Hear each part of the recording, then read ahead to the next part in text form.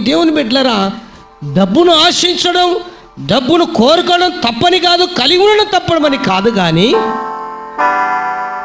నీవు దేవుని నమ్ముకొని, దేవుని యందు విశ్వాసం ఉంచి, దేవుణ్ణి ఆశ్రయిస్తూ, దేవుని సన్నిధిలో ప్రయాసపడితే, నీవు ఆ దేవుని కొరకు ప్రయాసపడితే ఆ ధనము, ఆ డబ్బు, ఆ యొక్క మనకు కావలసినవి సమస్తాన్ని ప్రభు మనకు అనుగ్రహిస్తాడు. హల్లెలూయా.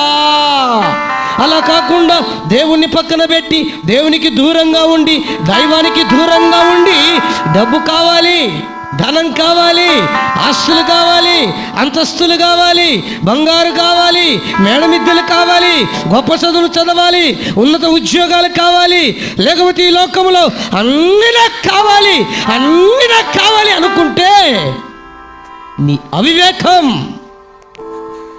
మన అవివేకం అన్న విషయాన్ని